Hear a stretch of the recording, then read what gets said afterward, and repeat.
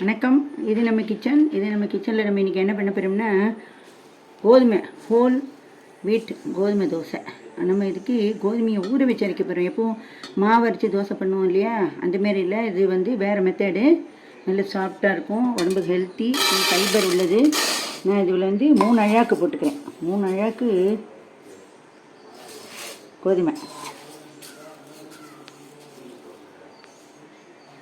3 அழாக்கு இதில் கோதுமை போட்டுருந்துச்சு. அதுக்கப்புறம் இதில் 1 அழாக்கு பச்சரிசி எடுத்துருக்கேன். இப்போ 1 அழாக்கு பச்சரிசி,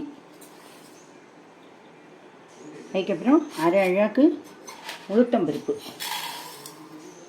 1/2 அழாக்கு உளுத்தம்பருப்பு. கருப்பு உளுத்தம்பருப்பும் போடலாம், வெள்ளை உளுத்தம்பருப்பும் போடலாம். இப்போ நான் வெள்ளை உளுத்தம்பருப்பே போடுறேன். கருப்பு உளுத்தம்பருப்பு இப்போ எங்கே வச்சுருக்கேன்னு ஞாபகம் இல்லை, தேடணும். அதுக்கப்புறம் வந்து கருப்பு கவுனி அரிசி, இது வந்து ஒரு 3/4 அழாக்கு. அப்புறம் இந்த வெந்தயத்தோடையே ஒரு டேபிள், இந்த உளுத்தம்பருப்போடையே வெந்தயம் ஒரே 1 டேபிள் ஸ்பூன் அளவுக்கு தலை தட்டி போட்டுக்கணும். இப்போ என்ன பண்ணணும், இந்த உளுந்தும் வெந்தயத்தையும் தனியாக ஊற வைங்கோ. இந்த பச்சரிசியும் கருப்பு கவுனி அரிசியும் தனியாக ஊற வைங்கோ. அப்புறம் வந்து இந்த கோதுமையும் தனியாக ஊற வைங்கோ. அரைக்கும் போது இந்த 2 அரிசி கோதுமை இதெல்லாம் ஒன்றா அரைச்சிட்டு, அப்புறமா வழிக்கிற நேரத்துக்கு இந்த உளுந்தையும் வெந்தயத்தையும் போட்டு ஒன்றாவும் அரைக்கலாம். இல்லை வெந்தயம் உளுந்து தனியாக அரைச்சி 2 மாவு மிக்ஸ் பண்ணலாம். இந்த கோதுமையெல்லாம் அரைக்கும் போதே கல் உப்பை போட்டு அரைச்சிருங்கோ. அப்புறம் மாவு இது வந்து ஊறுறது வந்து ஒரு 4 மணி நேரம் ஊற விடுங்கோ. அப்புறம் மாவு பொங்கி வரத்துக்கு டைம் கொடுங்கோ. ஒரு 2 ஹவர்ஸ் இருந்தால் போதும், நல்லா பொங்கிடும். ஏன்னா ரொம்ப வெயில் ஓவராக இருக்கிறனால பொங்கி வந்துடும். இதை நல்லா அரைச்சா தோசை வந்து நல்லா சாஃப்டாக இருக்கும். இது எல்லாத்தையும் நான் ஊற வச்சு அரைக்கிற நேரத்துக்கு உங்கள்கிட்ட காட்டுறேன். இப்போ நம்ம நல்லா ஜலத்தை விட்டு ஊற வச்சுருக்கோம். அது பாருங்க, உளுந்து வெந்தயம், கருப்பு கவுனி அரிசி, முழு கோதுமை. இது சாதாரணமாக ரேஷனில் போடுற கோதுமை தான், பஞ்சாப் கோதுமைன்னு சொல்லுவேன் பார்த்தீங்களா, அதுதான் இது. அதுக்கப்புறம் பச்சரிசி. இப்போ நீங்கள் வந்து என்ன பண்ணலாம் அப்படின்னா, பச்சரிசி எல்லாம் புழுங்கரிசியும் போட்டுக்கலாம். புழுங்கரிசி பாதி பச்சரிசி பாதி போடலாம். கருப்பு உளுந்து போடலாம். கருப்பு கவுனி அரிசி தான் போடணுன்னு இல்லை, சிறுதானி அரிசியில் எது வேணாலும் போட்டுக்கலாம். தோசை ரொம்ப நல்லா வரும், ஃபுல் ஃபைபர் உள்ளது. நான் அரைக்கிற போது காட்டுறேன். இப்போ நான் வந்து கிரைண்டர் போட்டு ஓட விட போகிறேன்.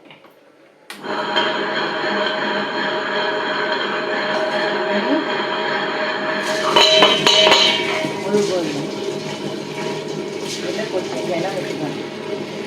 நல்லா 4 ஹவர்ஸ் நல்லா ஊறணும். ஊற வைக்காத கோதுமை அப்படியே போட்டு அரைக்கிற மெத்தடும் ஒன்று இருக்குது. அது இன்னொரு நாள் சொன்னேன், அதை அந்த வீடியோ போடுறேன். ஊறவே வைக்க வேண்டாம் அதுக்கு.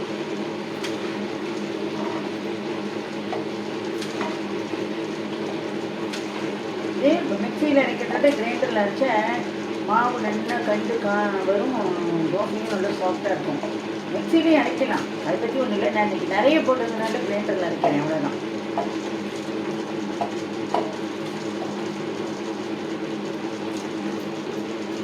போட்டாச்சு, கோதுமையை போட்டாச்சு. இப்போ கருப்பு கவுனி அரிசியை போடணும். கருப்பு கவுனி போடலாம், மாப்பிள்ளை சம்பா போடலாம், குதிரைவாதி போடலாம், சாமை, தினை, விறகு, ஓரம், கம்பு, கழிவரகு, எது வேணாலும் போட்டு அரைக்கலாம்.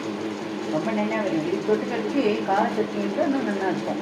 வெங்காயம் தக்காளி வச்சு சட்னி, இல்லை பச்சை வெங்காயம் தக்காளி சட்னி, அதுமாரி டிஃப்ரெண்ட் டைப் ஆஃப் சட்னி, புதினா சட்னி, கொத்தமல்லி சட்னி, தேங்காய் சட்னி, ஒன்றுமே இல்லாமல் அப்படி இல்லை டிஃபன் சாம்பார், எதை வேணாலும் தொட்டு சாப்பிடலாம். இப்போ இது நல்லா ஓடட்டும், நல்லா அரைப்பட்டு வரட்டும். அடுத்து நம்ம அரிசியை போடணும். அப்படின்னா நான் வந்து உளுந்தை வந்து இன்றைக்கி தனியாக தான் அரைக்க போகிறேன். உளுந்தை வந்து தனியாக அரைக்க போகிறேன். இந்த மாவை வழித்து விட்டுட்டு தனியாக அரைக்க போகிறேன். கிரைண்டரில் அரைக்கிறதுனால நிறைய அளவு போட்டதுனால, இதே கொஞ்சமாக போட்டுருந்தோம்னா இந்த மிக்சியில் அரைச்சி விடலாம். எல்லாத்தையும் ஒன்றா போட்டும் அரைக்கலாம் மிக்சியில். இதுமாதிரியும் உளுந்து வெந்தயத்தை தனியாகவும் இது பண்ணி அரைக்கலாம், ஒன்றும் பிரச்சனை கிடையாது. இப்போ என்னென்னா இது அரைப்பட்டு வரட்டும், பார்க்கலாம்.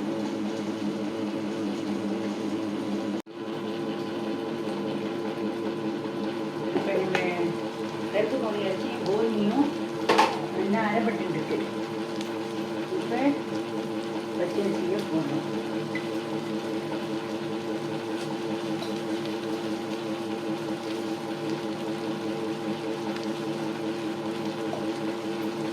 ஃபுல் ஃபைபர் கண்டென்ட் ஃபுட்டு இது. தோசை கோதுமை தோசையில் கோதுமையில் நிறைய பண்ணலாம்.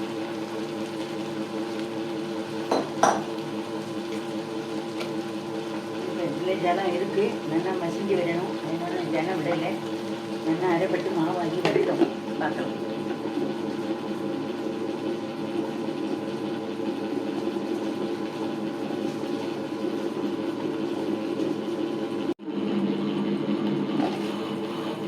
இதனுடைய நம்ம கோதுமை எல்லாம் அரைஞ்சிடுச்சு. கோதுமை, கருப்பு அரிசி, பச்சரிசி எல்லாம் அரைஞ்சிடுச்சு. பார்க்கறதுக்கு இப்படி தான் சக்க சக்கையாக தான் தெரியும் கண்ணுக்கு. ஆனால் இப்படி கையில் எடுத்து வரும்போது நைஸாக விழன்னு இருக்கும். இப்போ நம்ம இதுக்கு தேவையான உப்பை போடுறோம். இது ஒரே சுற்றி வந்து இந்த உப்பு இதுலேயே கரைஞ்சிடும். இனிமேல் அரைக்கும் போதே உப்பு போட்டோம்னு வச்சுக்கோங்களேன், நமக்கு வந்து கரைச்சி வைக்கும்போது வசதியாக இருக்கும். என்ன பண்ணலாம், ஒரு மெத்தட் என்னென்னா இதுலேயே உளுந்து வெந்தயத்தி போட்டு அரைக்கிறது ஒரு மெத்தட் இருக்குது. தனியாக உளுந்து வெந்தயத்தி போட்டு அரைக்கலாம். டிஃப்ரென்ஸாக இருக்கும். என்ன அப்படின்னு கேட்டால், இதுலேயே உளுந்து வெந்தயத்தெல்லாம் போட்டு அரைக்கும் போது தோசை வந்து கொஞ்சம் இதுவாக இருக்கும். சாப்பிட்டா தான் இருக்கும், டோட்டல் சாப்பிட்டு தான், 100% சாப்பிட்டுதான தோசை தான். இதே வெந்தயம் வந்து தனியாக போட்டு அரைக்கும் போது இன்னும் சாப்பிட்டா இருக்கும். அப்படி சாப்பிட்டா இருக்கும். இப்போ நான் இதில் மாவை வழித்து எடுக்கிறேன். வயிற்றுக்கு ஃப்ரெண்ட்லியான தோசை இது, சாஃப்டான தோசை. வயசானவளும் வந்து கடிக்க முடியாதவா, பேஷண்ட் இருக்கிறவள் ஈஸியாக சாப்பிடுவா, டெய்லிஷன் ஆகும். நாங்கள் இது கோதுமை வந்து நான் வந்து ரேஷன் கடையில் கிடச்சது தான் வாங்கி இந்த தடவை போட்டிருக்கேன். ஏன்னா ரேஷன் கடைங்கிறதுனால அதெல்லாம் ஒன்றும் மட்டம் வசதி அப்படிலாம் கிடையாது, எல்லாமே ஒன்று தான். தாராளமாக வாங்கலாம், அரைக்கலாம். மேல் ஊற்றி கொஞ்சம் இருக்கும், அதை சுத்தம் பண்ணிவிட்டு அரைப்போம்.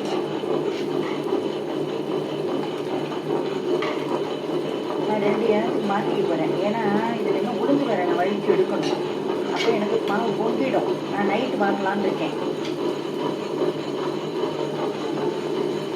மாவு பொங்கி வேஸ்ட்டாக வழித்து நமக்கும் 2 வேலையும் கொடுக்கும்.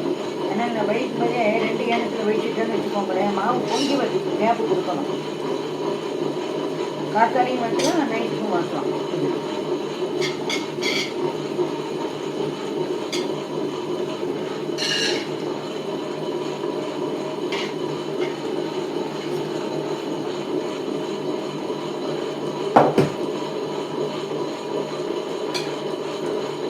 அளவு போட்டேன்னா 4 பேர் இருக்கிற குடும்பத்துக்கு 5 பேர் இருக்கிற குடும்பத்துக்கு இந்த அளவு போட்டேன்னு வச்சுக்கோங்க.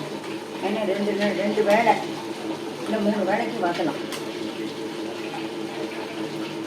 இப்போ நான் வெந்தயத்தை உளுந்தையும் தனியாக தான் அரைச்சி போடுறேன். இதுலேயே சம்பா கோதுமையும் பண்ணலாம். இதே மெஷர்மெண்ட்டு தான் சம்பா கோதுமையும் பண்ணலாம்.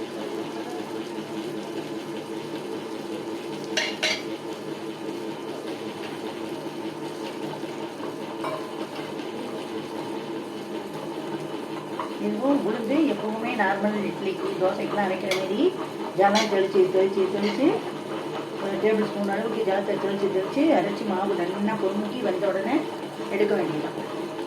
பொங்கி வரைக்கும் காட்டிவிடும்.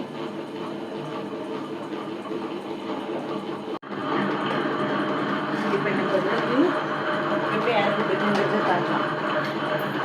நல்லா ஜம்முன்னு வந்துட்டு பண்ணுறோம், பண்ணது போல இதே போல் இந்த மாரி இதில் இப்போ இதே இதில் இந்த கன்சிஸ்டன்சிலே நம்ம எடுத்துட்டோம் அப்படின்னா இட்லி வாக்கலாம். நல்லா இட்லி வாக்கலாம், ஜம்முன்னு கோப்பியாக வரும். இதேமாரி நான் எடுத்துட்டு அதே மாவை கொஞ்சம் ஜலம் விட்டு கரைச்சிட்டோம்னா தோசை வாக்கலாம். இப்போ நம்ம மாவை வச்சு எடுத்துக்கணும். ரெடி ஆகிட்டு நான் 2 இடத்துக்கு வச்சுருக்கேன். 2 இடத்துக்கு தந்தப்போ நான் திட்டமாக உளுந்து இந்த இடத்துக்கு அந்த இடத்துக்கு தந்தப்போ நான் மாற்றிக்க போகிறேன்.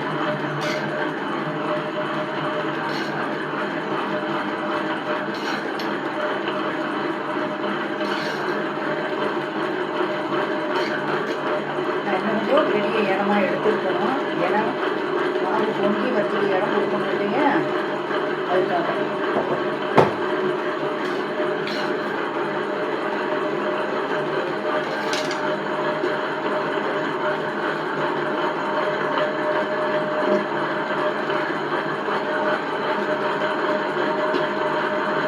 அளவுக்கு போட்டீங்கன்னா நீங்கள் ஜம்முன்னு அரைக்கலாம். பஞ்சு பஞ்சாக 10 தோசை சாப்பிடலாம். அந்த அளவுக்கு இருக்கும். நல்லா ஒரு கார சட்னி வாடிக்கு என்ன சட்னி பிடிக்குமோ அது தகுந்தாப்புல போட்டு வாங்கலாம். இதே மாவை நம்ம இதுவிட்டு தோசை தான் ஊற்றலாம், தோசையாக வார்க்கலாம். என்னென்ன வெரைட்டிஸ் வேணாலும் இதில் பண்ணலாம்.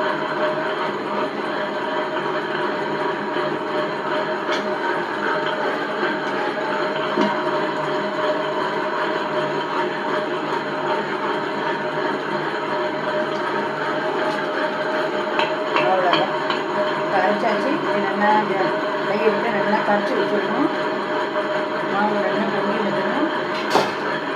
இப்போ இது வந்து நல்லா தண்ணியை விட்டு அலம்பி தண்ணியை வடித்து எடுத்து வச்சுருந்தோம். நீங்கள் வேஸ்ட் ஆகாமல் இட்லி வாக்குறேன் அப்படியே வாக்கலாம். இல்லை தோசை வாக்க போகிறேன்னு நினைக்கிறேன்னா இந்த கவுத்தியை வேஸ்ட் ஆகாமல் இந்த கவுத்தியை விட்டுருந்தோம்.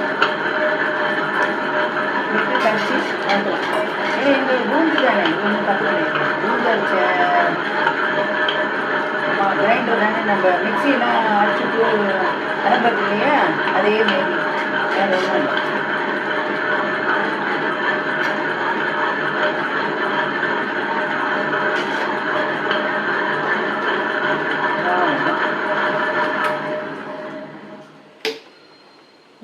இந்த ஜலத்தை இந்த இதில் எடுத்துடுறோம்.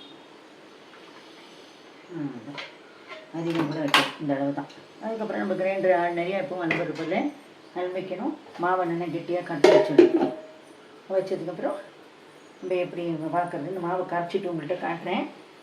மாவு பொங்கி வந்தோடனையும் காட்டுறேன், அரைக்கும் போதும் காட்டுறேன்.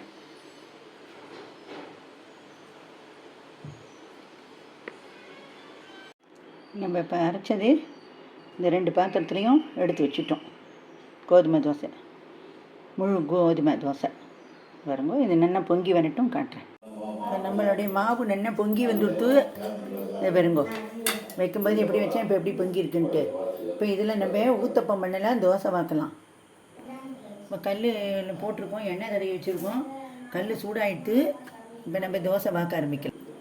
இப்போ ஊத்தப்பம் வாக்கிறதுக்காக மாவு எடுத்துட்டு வெங்காயத்தை இதுலேயே போட்டு நல்லா மிக்ஸ் பண்ணிட்டாச்சு. இப்போ கல் சூடாகிட்டு மினிமம் சூட்டில் வைக்கலாம். ஃபஸ்ட்டு ஒன்று வாப்போம். ஃபஸ்ட்டு ஒரு 2 ஊத்தப்பம் வாக்குற வரைக்கும் கொஞ்சம் லேட் ஆகும். கல் சூடாகணும் இல்லையா, அதனால கல் சூடானதுக்கப்புறம் சட்டுன்னு வந்துடும். குக்கிங் ஆயில் கடலெண்ணெய் யூஸ் பண்ணுறேன். நீங்கள் எந்த ஆயில் வேணாலும் யூஸ் பண்ணலாம். கடலெண்ணெய், நல்லெண்ணெய் எது வேணாலும் விட்டுக்கலாம். இதே மெஷர்மெண்ட்டில் அரைச்சிட்டு நீங்கள் எந்த தோசை வேணாலும் வாக்கலாம். இப்போது நம்மளோட கோதுமை ஊத்தப்பம், வெங்காய ஊத்தப்பம் என்ன அருமையாக எடுத்து எப்படி ஜம்முன்னு திருப்பி போட்ட மெத்தையில் அதுமாரி ஜம்முன்னு வரும்.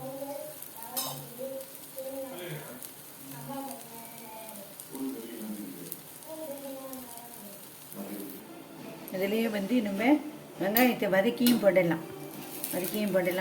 இதுலேயே வெஜிடபிள்ஸ்லாம் போடலாம். கேரட் துருவி போடலாம், பீட்ரூட் துருவி போடலாம்.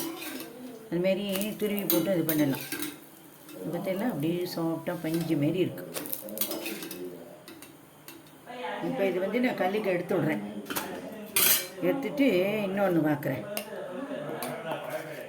நான் இன்னொன்று வாக்குறேன். இதை ஊத்தப்பம் மாரி வைக்காம நான் தோசை மாரி வைக்க போகிறேன். ஒன்றும் ஒரு இந்தமாரி வாக்கலாங்கிறதுக்காக தான் நான் உங்களுக்கு இந்தமாரி காட்டுறேன். இப்போது இதுலேயே இந்தமாரி வெங்காயத்தை உங்களுக்கு வேணுங்கிற மாரி இப்படி துருவியும் பண்ணலாம். டிஃப்ரெண்ட் டைப் ஆஃப் மெத்தடில் பண்ணலாம். இதுமாரி சுற்றி எண்ணெயை விட்டுன்ட்டு இது பண்ணலாம். இது வந்து வரட்டும் காட்டுறேன். இப்போ நான் வந்து இதை என்ன திருப்பி போட்டுடுறேன்.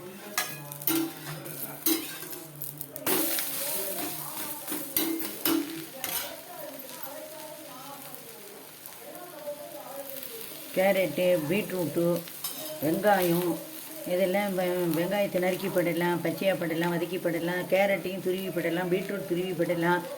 இதுமாரி எந்த காய்கறி வேணாலும் இப்போ சவுச்சவு இருக்குன்னு அதையும் துருவி போடலாம். இதுமாரி துருவர காய்கள்லாம் துருவி போடலாம். இதுலேயே தக்காளி போடுறதா இருந்தால் தக்காளியை வதக்கியும் போடலாம், தக்காளியை பச்சையாகவும் பொடியாக நைஸாக கட் பண்ணிவிட்டு தக்காளியை இதுவும் கூட சேர்த்து போடலாம். அது வெஜிடபிள் ஊத்தப்பம் ஆகிடும். மெல்லிசா வாத்தினா வெஜிடபிள் தோசையாக இருக்கும். இவ்வளோ தான் இதுக்கும் அதுக்கும் உள்ள டிஃப்ரென்ஸ். இப்போ இதை நம்ம திருப்பிடும். இன்னும் கொஞ்சம் இருக்கணும்.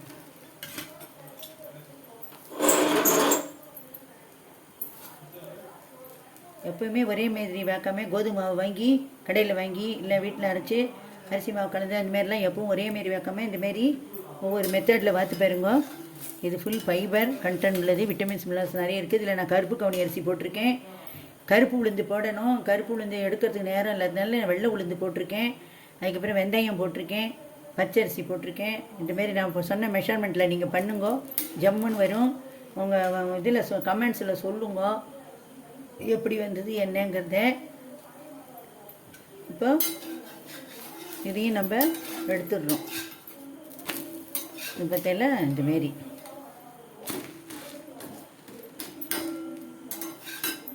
ஃபஸ்ட்டு ஒன்று ஊத்தப்பம் மாரி பார்த்தோம். இப்போ அடுத்தது நம்ம தோசை மாரி பார்க்குறோம். இதில் எது வேணாலும் எப்படி வேணாலும் பண்ணிடலாம். நம்ம சௌரியத்துக்கு மாவு அதுக்கு தகுந்தாப்பில் விட்டு பழக்கம் பண்ணணும். நன்றி, வணக்கம்.